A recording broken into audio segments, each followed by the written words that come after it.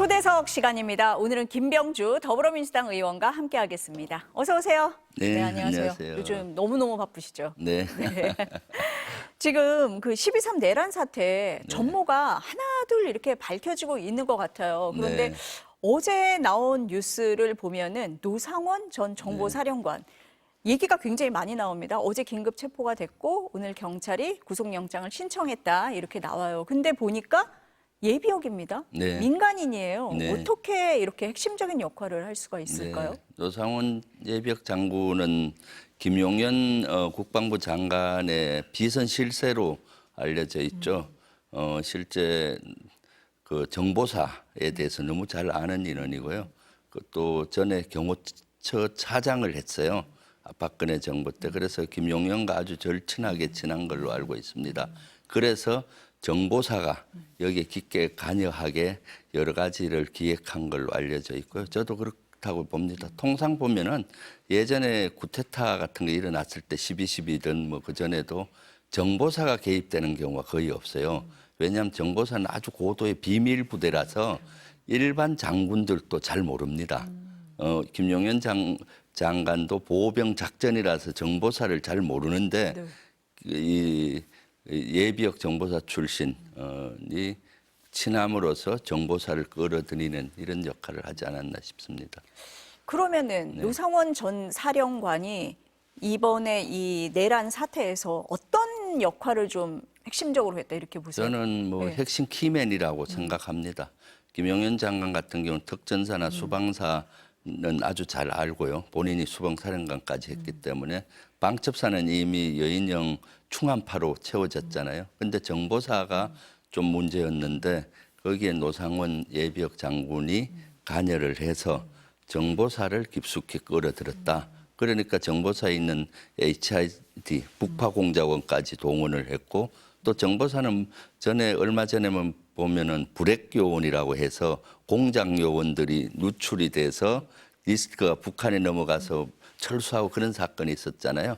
그런 공작도 전문적으로 하는 부대거든요. 그런 부대들을 이번에 동원을 했다. 아주 나쁜 것이죠. 네.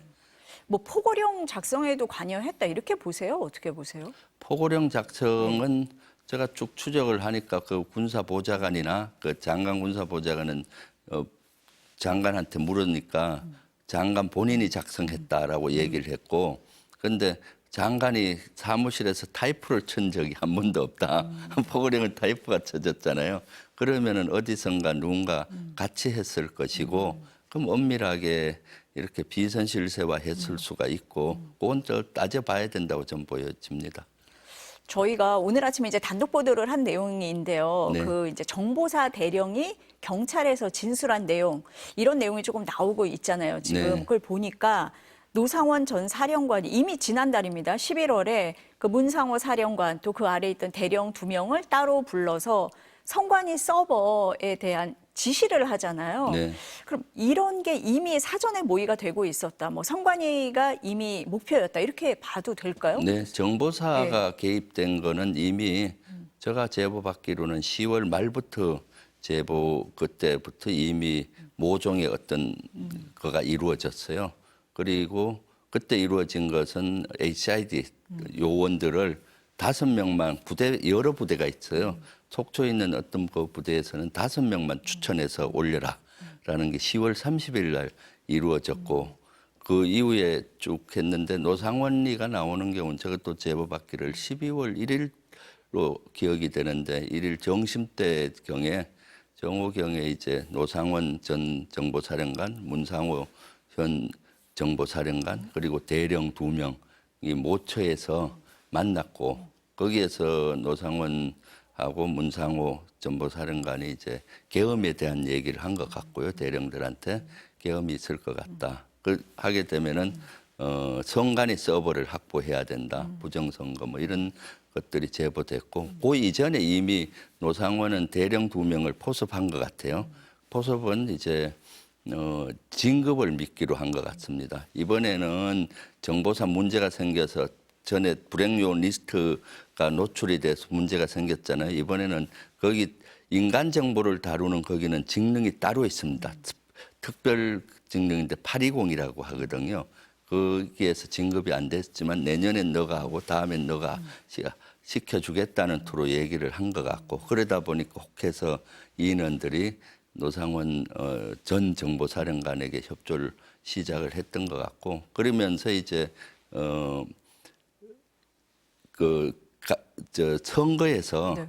이것이 잘못됐다는 여러 가지 극우 유튜버들이 한 거 있지 않습니까? 그 선거 잘못된 그런 것들의 자료를 보내주면서 이거 좀 정리 좀 해달라 뭐 이런 식으로 하면서 이미 또 이 선거가 잘못됐다 이런 것들을 가스라이팅 한 것 같고요. 그러면서 이렇게 진행된 걸로 봐서는 미리 좀 치밀하게 사전 모의가 있었다라고 보여지고 그 핵심에 노상원 전 사령관이 있다라고 보여집니다. 아니 근데 지금 의원님 말씀대로라면 민간인이 그 군을 지휘한 거 아닙니까? 그렇죠. 네. 그러니까 이것은 완전 비선 실세에서 점조직으로 정상적인 지휘계통으로 이번에 이루어진 것이 아니라 정보사는 특전사나 수방사는 다 정상적인 지휘계통으로 사령관을 통해서 이렇게 여단장에게 지시가 되고 됐는데 네. 정보사는 점조직으로 이렇게 사조직처럼 움직인 것 같아요. 왜냐하면 정보사령관의 상급자는 정보본부장, 합참정보본부장이고 그 위에 합참의장이 있고 국방부 장관이 있습니다. 그런데 합참의장과 정보본부장은 여기에서 소외된 것 같고요. 그래서 국방에서도 정보사령관한테 물어봤죠. 이런 것들은 누구로부터 지시를 받았냐라고 했을 때 국방부 장관한테 직접 지시를 받았다 했고 그럼 너가 정보본부장 너의 상급자인 정보본부장한테 보고를 했느냐 하니까 보고를 안 했다고 했거든요. 그건 비밀이기 때문에 보고를 안 했다고 하는 걸로 봐서는 그 장관이 직접 정보사령관한테 늘 지시할 수는 없거든요. 그 안에 이제 매개 역할을 한 것이 노상원 전 예비역 장군이었다라고 보여지고 정상적인 지휘계통이 아니라 점조직으로 어떤 사조직처럼 이렇게 움직여졌다고 보여지기 때문에 이것은 또 그래서 제가 국방위에서도 이미 문제 제기를 했어요. 이건 사조직, 점조직으로 이루어졌기 때문에 이것이야말로 원인을 규명하고 진상조사를 해서 일벌백계해서 다시는 이렇게 돼서는 안 된다라고 긴급 수사를 의뢰를 그때 했었죠 이미. 아니 잠깐 언급은 하셨어요. 지금 이제 경찰 진술서에 보면은 노 전 사령관이 문 사령관에게 공작 잘하는 인원 15명 정도 선별해서 명단을 달라 뭐 이런 얘기를 하면서 인간정보 특기 보유한 사람들을 보내달라 이런 얘기를 합니다. 네. 이 인간정보 특기라는 게 뭡니까 지금? 인간정보 특기가 이제 각 네. 특기가 있어요. 네. 820 특기라고 해서 북한에 이제 보내는 HID로 거기에 속하는 거고 그리고 이제 공작하는 거 있지 않습니까? 불행 요원들 보내서 뭐 북한의 비밀을 빼온다든가 이런 그런 역할을 하는 거죠. 사람이 직접 북한의 정보를 빼오기도 하고 북한에 침투해서 요인을 암살하기도 하고 이런 특수 임무를 띠는 부대라서 사실 일반 장군들도 잘 모릅니다. 거기에 관여된 사람만 알거든요. 그래서 그 안에서 이런 비밀스러운 작전이 이루어지기 때문에 사실은 이런 쿠데타, 친위 쿠데타에 별로 거기는 지금까지 관여를 못했어요. 아는 사람 별로 없으니까. 근데 이번에 전 정보사령관이 개입이 되면서부터 이 정보사를 끌어들여서 HID 부대나 이런 요원들도 대기를 시키고 북한의 비밀을 빼오는 공작하는 요원들도 개입을 시켜서 한 30명 정도 대기를 시켰다고 증언을 했거든요. 그래서 그 대령 2명이 나오는데 한 대령은 HID에 있는 요원들을 차출한 것 같고 한 명은 북한의 비밀을 빼오는 공작 요원들을 한 15명 해서 한 30명 대기한 걸로 지금 확인이 되고 있거든요. 네. 그럼 이 사람들의 임무, 역할 어떤 거였을 거라고 지금 추정이 됩니까? 통상 이제 네. 군에서나 저런 데 임무를 줄 때 네. 그 사람이 잘하는 특기를 주잖아요. 저는 처음에는 체포조로 운용하지 않을까 HID 요원을 했는데 나중에 보니 체포조는 방첩사령부에서 수사관들을 주축으로 해서 49명이 그 편성이 된 겁니다. 방첩사는 대공 기능이 있어서 간첩을 잡는 때 수사할 수 있는 권한이 주어져 있어요. 그런 그 인원들은 잘하는 게 수사하면서 체포하는 거잖아요. 그 인원한테 주어졌으면은 이런 HID라든가 특수요원은 뒤에서 진짜 공작을 하고 북한을 향해서 공작을 해야 되는데 우리 대한민국을 향해서 공작하면서 또는 요인 납치, 암살 뭐 이런 거가 연계가 되죠. 그래서 제가 생각하기엔 처음에는 김용현이나 윤석열이가 피로시는 반국가 세력으로 반대색을 쓸기 위해서 계엄을 하는데 여건이 조성돼야 되잖아요. 그래서 북한과 국지 도발을 유도를 시작했는데 잘 안 된 걸로 보이고요. 그래서 대북 확성기를 틀었는데도 북한은 우리한테 도발보다는 대남 확성기로 대응을 한 거고 평양에 무인기를 보내서 김정은을 막 욕하는 전단을 보냈는데도 그 도발보다는 수사적 위협을 했잖아요. 그러니까 이제는 북한이 아니라 우리 대한민국 내에서 어떤 공작을 해서 북한 소행군 같이 소요를 일으킨다든가 요인을 뭐 납치해서 암살을 한다든가 이런 걸 획책하지 않았나 그 예측이 되고 있죠. 그래서 이런 부분을 지금 하나하나 체크하고 있습니다. 네. 그러면은 지금 인간정보 특기라는 사람과 공작 요원 이 사람들이 지금 일치하는 사람들이라고 보시는 그렇죠. 건가요? 인간 정보에는 네. 네. 공작을 전문으로 하는 사람도 있고 또 HID처럼 북한에 침투해서 특수 요인 납치 암살을 전문으로 하는 무시무시한 이런 인물 하는 네. 인원도 있고 사람이 들어가서 북한의 정보나 북한의 여러 가지 작전을 펼치는 인원이죠. 네. 아니 그 진술서에 보면요 사업 잘하는 인원 2개 팀 뭐 이런 네. 얘기도 나옵니다. 거기서는 대부분 공작을 사업이라는 단어를 씁니다. 그냥 그리고 사실 위장도 사업가로 많이 위장을 해요. 김 사장 뭐 이렇게 네. 하면서 그래서 사업 잘하는 팀 이런 것들이 그 공작을 잘하고 또 이런 거 그런 걸로 들려요. 그리고 거기서는 사령관도 인간 정보하는 사람들한테는 회장으로 통해요. 사령관님 이렇게 안 합니다. 회장님 이렇게 통하거든요. 왜냐하면 그런 것들이 직책을 부른다든가 김대령 뭐 무슨 대령 하면 노출이 되지 않습니까? 그러니까 회장님 뭐 이렇게 하고 그 사업 어떻게 됐어? 이런 식으로 표현을 많이 하거든요. 네. 아니 지금 얘기를 쭉 이렇게 들어보면은 노상원 전 사령관뿐 아니라 문상호 사령관도 이미 사전에 이 사실을 좀 인지를 하고 있었던 것 같고 그 아래 있던 대령도 마찬가지인 것 같아요. 그럼 정보사를 이번에 끌어들인 이유 지금 말씀하신 것처럼 뭐 HID나 인간 정보 특기 이런 사람들을 이용을 해서 뭐 소요를 일으킨다든지 아니면 계엄의 명분을 만들려고 했다 이렇게 봐야 됩니까? 저는 그렇게 명분을 사실 이번에 계엄의 명분이 없었지 않습니까? 전시 사변에 준하는 이런 사항이 아니었지 않습니까? 얼마나 평온한 밤이었습니까? 그러면은 먼저 국회를 스톱시켜서 비상계엄을 해제 못하도록 하고 그래도 국민적 여론이 안 좋을 거는 그 조건이 안 되니까 그런 조건을 국내에서 만들려고 획책하지 않았나 싶습니다. 소요를 일으킨다든가 요인을 납치해서 암살한다든가 또는 북한을 가장해서 어떤 일을 저지르려고 하지 않았는가라고 의심할 수밖에 없는 거고요. 사실 그런 정황들이 일부 조금 체크가 되잖아요. HID 같은 인원들이 자기 특화된 일을 하기가 쉽지 않습니까? 그렇기 때문에 이런 것들을 지금 국방위 차원에서도 확인을 해서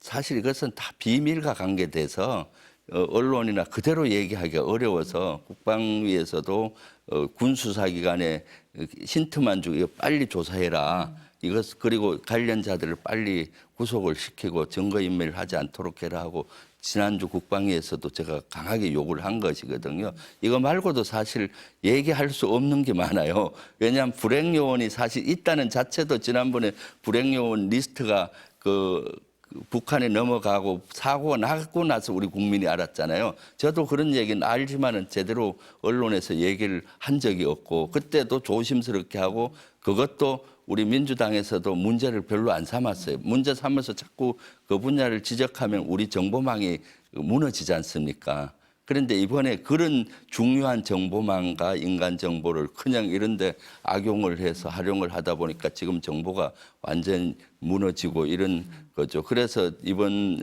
비상계엄 이런 내란으로 끝나는 게 아니라 우리 정보망도 와르르 무너져 버려서 안보가 완전 구멍이 나버린 겁니다. 어떻게 이런 일을 대통령이라는 사람이 국방부 장관이라는 사람이 할 수가 있습니까? 네. 아니, 그러니까 국민들이 사실 HID에 대해서도 다 알게 됐어요, 지금. 네. 그래서 말씀을 하신 것처럼 뭐 30명 정도가 판교에 대기를 했다 이런 말씀을 네. 하셨었는데 그럼 이 사람들의 임무는 뭐 암살이다 공작 이런 게 아니라 다른 의도가 있었다. 지금 이렇게 보시는 당연하죠. 거네요. 네. 북한에도 가서 임무하는데 우리 대한민국에 30명을 대기시켜 놨잖아요. 그럼 그런 임무를 주려고 했는데 6시간 만에 끝나다 보니까 천만다행으로 그들은 임무를 수행 안 한 것이 천만다행이었죠. 이것이 비상계엄이 해제가 늦어졌다면은 아마 무슨 임무를 그와 유사한 임무를 줘서 대의 명분을 만들기 위한 하지 않았겠느냐 생각이 들고 그러면 어떻게 되겠습니까? 진짜 우리나라가 더 빨리 무너질 수가 있는 상황까지 지경까지 갈 수 있잖아요. 그래서 6시간 만에 참 천운이었죠. 이걸 멈춰 세울 수 있었던 것은. 의원님 지금 말씀을 하실 때 여러 제보가 들어온다 이런 말씀을 하셨습니다. 뭐 방송에 말씀하시기는 어렵지만 수사기관에 뭐 여러 가지 지금 그 제보 들어온 거에 관해서 얘기를 하신 상태입니까? 네네. 네. 수사기관에 특히 네. 군 수사기관에 그 국방에서도 얘기를 하고 계속 그 제공을 하고 있고요. 또 고발 조치도 하고요. 네 그렇게 하고 있죠. 계속 저희 당에 우리 민주당에서는 이거는 계속 언론에 얘기할 수는 없잖아요. 사실 그 정보사령관이나 예비역 장군도 박선원 의원이 하고 우리 당에서 고발 조치를 해서 수사가 되고 이렇게 됐던 겁니다. 근데 그걸 계속 얘기할 수가 없잖아요. 정보고 안보와 비밀과 관련되는 것을. 네. 그래서 계속 고발 조치를 관련자들의 정보가 오고 하면은 고발 조치도 하고 확인 작업도 하고 그렇게 하고 있습니다. 아니 지금 뭐 놀라운 일들이 굉장히 많지만 지난주에 그 방송인 김어준 씨가 나와서 한동훈 대표 암살 뭐 사살 얘기까지 하면서 암살조 얘기까지 나왔었거든요. 네. 그 내용을 의원님하고 공유를 했다 이렇게 얘기를 했습니다. 네. 뭐 사실일 가능성에 무게를 두신다. 저는 이렇게 들었는데 어떻습니까? 김어준 씨한테 네. 제가 그런 내용을 제보를 받았고요. 그럼 제보 받은 거는 저는 끝까지 확인을 하고 해야 되는데 네. 지금 계속 확인 작업을 하고 있는 거고요. 지금은 어떤 거든지 가능성을 둬야 된다고 봅니다. 제가 계엄한다고 윤석열과 김용현이 계엄하겠다라고 한 것이 8월 달에 경고를 했어요. 김용현 경호처장이 그 당시 국방부 장관으로 임명되는 순간에 이건 계엄하겠구나. 탄핵으로 가는 그런 위기 상황이 오면 분명히 계엄한다고 했을 때 대다수 국민의힘도 그렇고 보수도 그렇고 언론에서조차도 김병주 괴담이다, 망상가다, 선동한다 하면서 사실로 안 믿었었거든요. 근데 사실화됐지 않습니까? 이런 세상에 지금과 같이 핸드폰이 발전하고 의식 수준이 높은데 누가 계엄을 하겠느냐 다 그렇게 생각했는데 이루어졌지 않습니까? 지금 마찬가지입니다. 김어준 씨 얘기한 것도 그런 일이 있을 수 있겠냐, 음모다 이렇게 얘기할 수 있는데 지금은 가능성을 열어놓고 이렇게 해야 되고 제가 김어준 씨한테 제보 받기로는 미국 쪽에서 정보를 받아서 실제 그때 최초 자기를 암살한다는 제보를 미국 쪽 누군가가 해준 것 같아요. 그래서 대피를 했고 피했고요. 그 이후에 특전사가 뉴스공장하고 그 건물로 갔었거든요. 그러니까 그런 정보가 어디서 왔겠어요? 그래서 그 다음에 또 여러 정보들이 오는 것 같고 저는 그런 정보들을 또 여러 자극 과정에 있고요. 조금 또 필요한 거는 제가 수사기관에도 의뢰를 한 상태고 다방면으로 네. 문을 열어놓고 확인 중에 있습니다. 네. 또 제2 계엄 의혹도 지금 많이 나오고 있어요. 그 정황도 그 중에 하나가 그 4일 새벽에 그 계엄 해제 요구안이 이제 국회에서 통과가 된 뒤에 충남 계룡대에서 육군 고위 간부 34명을 태운 버스가 서울 용산 계엄사령부로 출발했다. 이것도 확인이 됐잖아요. 네. 이건 어떻게 보세요, 이 상황? 그러니까 예. 사실 계엄이 해제되고 난 네. 다음에 실제 제2 또 비상계엄, 제3의 비상계엄을 하겠다라고 저도 생각을 했고요. 윤석열과 김용현은 결코 포기하지 않을 것이다. 근데 사실로 드러났잖아요. 윤석열 몇 분 담화문 하면서 끝까지 싸우겠다. 인정하지 않고 있지 않습니까? 이 잘못됐다는 거를. 그러니까 제2, 제3의 비상계엄을 획책할 것이다라고 얘기가 생각을 했고 그래서 제가 지난번에 특전사하고 수방사의 위험을 무릅쓰고 항복문서 받듯이 가서 국민이 이런 불안해하니까 이런 명령이 오면은 특전사령관 다시 하겠느냐 안 하겠다 수방 확답을 받았잖아요. 그날 계엄이 해제되고 새벽에 계룡대에서 한 35명의 장군과 영관급 장교들이 버스로 올라왔다 하잖아요. 계엄사령부가 그날 설치가 됐는데 임시 조직입니다. 그러다 보니까 인원이 증원을 받아야 돼서 통상 계룡대에서 올라오는데 계엄이 해제됐는데 왜 올라왔겠습니까? 계엄사령부 조직이 미진했으니까 또 와서 보강하려고 온 걸로 보여지잖아요. 그래서 그런 것도 확인 작업을 하는 겁니다. 그런 것도 계엄을 포기하지 않았구나. 다시 한번 뭔가를 하려고 획책하겠구나라는 단서나 징후가 되는 것이죠. 아니 정보사에서도 보면은 계엄이 이미 해제가 된 다음인데도 거기 바로 알려주지 않고 뒤늦게 알려주거든요. 정보사에서도. 그럼 정보사에서도 이런 제2계엄의 뭐 좀 정황이 있었다 이렇게 좀 볼 수 있을까요? 어떻습니까? 그건 뭐 꼭 정황으로 보기는 뭐하고 잔당들 계엄을 일으켰던 잔당들은 뭔가 계속 뒤에서 자기들 코너에 몰리니까 하려고는 했을 거라고 전 보여요. 그래서 그런 걸 수사를 통해서 찾고 또 지금 제보를 받아서 수사로 확인을 해야 되는 거고요. 지금도 그러한 야욕을 버리지 않았다고 봐요. 그래서 지금은 또 내란이 계속되고 있다고 봅니다. 지금 윤석열과 김건희는 지금 한남동에 있지만은 전화는 가능하잖아요. 전화로 그런 잔당들하고 통화하면서 또 어떻게 이런 걸 만회할지 고민하지 않겠습니까? 그렇기 때문에 사실은 완전히 윤석열을 파면하고 감옥에 보내야 이 사항은 종료된다라고 보입니다. 그래서 지금도 내란은 지속되고 있다. 그래서 긴장을 바짝 하고 있어야 되는 거죠. 네. 아니 지금 계엄의 핵심 인물로 보이는 여인영, 곽종근, 이진우 사령관 다 구속이 됐습니다. 네. 이제 뭐 윤석열 대통령 수사로 가기 위한 전 단계죠. 반드시 짚어야 될 부분, 반드시 수사를 해야 되는 부분 뭐라고 보세요? 그것은 윤석열이 물론 내란의 수괴로 이미 다 알려지고 있지만은 윤석열이 언제부터 이것을 계획했고 또 이 과정에서 어떤 걸 했는지 또 이거 보이는 거 말고도 사실은 예를 들면 계엄의 조건을 만들기 위해서 우리 국민에게 테러를 해서 자작극을 한다든가 이런 것들 뭘 구상했는지 그런 것들이 알려지는데 아직 덜 알려졌잖아요. 단서만 일부 조각조각 있고 그런 것들을 명명백백히 밝히고 그리고 여기에는 지금 노출되지 않는 계엄 세력들이 꽤 많을 겁니다. 그런 세력들까지 발본색원을 해야 되기 때문에 명명백백히 수사를 해서 그러한 세력들을 이번에 밝혀서 일벌백계를 해야 되는 거죠. 그래야만이 다시는 이와 같은 불행한 비상계엄이 일어나지 않을 거라고 봅니다. 아니 국민들이 잘 알지 못하고 군에서도 잘 알지 못하는 정보사까지 지금 이제 개입이 된 정황이 나왔는데 지금 뭐 의원님 말씀하시는 노출되지 않은 계엄 세력 또 뭐가 좀 있다고 보세요? 저는 엄청나게 지금 네. 많다고 봐요. 네. 왜냐하면 이번에 계엄은 전국 단위 비상계엄이었습니다. 지금은 계엄사령부만 주목했는데 그 밑에 지구계엄사령부가 3개, 지역계엄사령부가 20여 개 설치되어 있었고 거기는 지자체, 법원 다 관련이 있거든요. 그러니까 지금 사실은 모든 지자체장들이 자유로운 사람이었고 국무위원도 자유로운 분들이었고 다 그렇습니다. 왜냐하면은 예를 들면 각 도에 사단이 있어요. 동원 향토사단이 그 향토사단장이 계엄사령관이 됩니다.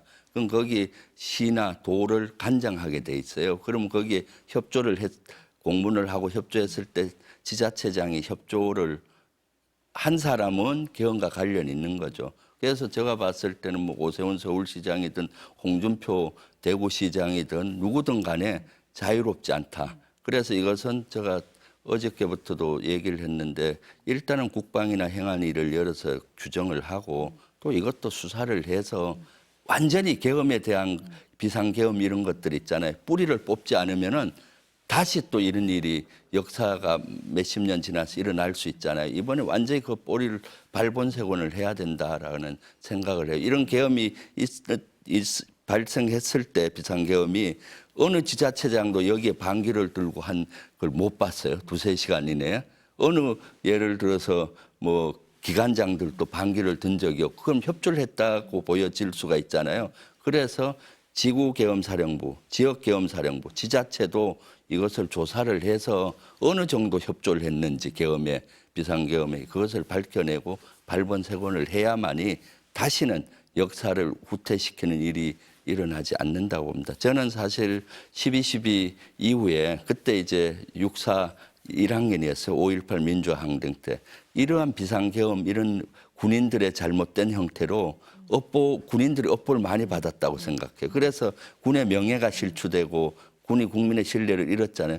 그걸 만회하기 위해서 40년을 노력했습니다. 군이 절치부심하고. 그래서 이제 어느 정도 군은 국민으로부터 신뢰를 받았잖아요. 제가 계엄 얘기했을 때 야 군인 중에 누가 거기에 응하겠느냐 이런 얘기를 다 했어요. 근데 이루어졌잖아요. 앞으로 또 10년, 20년 군의 명예가 실추되고 국민으로부터 신뢰가 떨어질 텐데 너무 걱정입니다.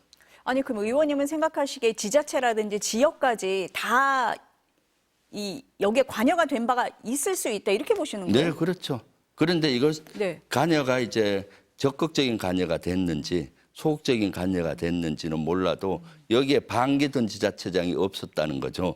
예를 들어서 그 행안부에서 각 기관을 폐쇄하라는 명령이 내려간 것 같아요. 거기에 이제 그래서 국장급이든 회의들을 대부분 한 것 같고 거기에서 수능을 했다면 여기 관련이 된 거잖아요. 거기서 반기를 들고 했었어야 되는데 지금 그런 것들을 이제 밝혀야 된다고 봅니다. 지금까지는 국회 또는 뭐 성관이 이런 데 실제 병력이 투입된 데만 포커스를 맞추어졌는데 이런 기본적으로 지구사령부, 지역사령부, 지역계엄사령부에 협조한 지자체장들까지 밝혀내야 된다고 봐요. 어쨌든 뭐 윤석열 대통령에 대한 수사는 반드시 해야 되는 상황인데 지금 계속 불응하고 있잖아요. 네. 체포영장까지 가야 된다. 뭐 이렇게 보십니까? 어떻게 보세요? 당연히 가야죠. 네. 지금 내란이 지속된다고 했지 않습니까? 지금 윤석열과 김건희가 한남동 공간에 간제히 그대로 있는 한 뒤에서 계속 전화로 계엄 세력들에게 잔존 세력들에게 지시를 할 것이고 또 극우 세력들 소위 얘기한 태극기 부대들에게 또 그 저항하라고 부추기고 이런 것들이 또 제2, 제3의 내란인 겁니다. 해서 자기를 보호하라는 거고 또 거기서 계속 메시지가 윤석열 대담에도 그 메시지가 뭐겠습니까? 계엄군에 참석했던 사람들에게도 내 생각이 이거니까 너도 이렇게 해라는 지침이 될 수도 있잖아요. 그래서 빨리 구속을 시켜서 조사도 하고 입을 막고 수단을 막아야 되는 거죠. 지금은 국가적으로 내란 상태가 지속되기 때문에 빨리 안정을 취하는 것은 윤석열을 빨리 구속시키고 또 헌재에서도 좀 빨리 이것을 파면 결정이 나는 것을 빨리 땡겨야 된다고 봅니다. 현재 결정을. 네. 빨리 마무리 지어야 된다. 네. 오늘 말씀 여기까지 들어야 될 것 같습니다. 네. 감사합니다. 네, 감사합니다.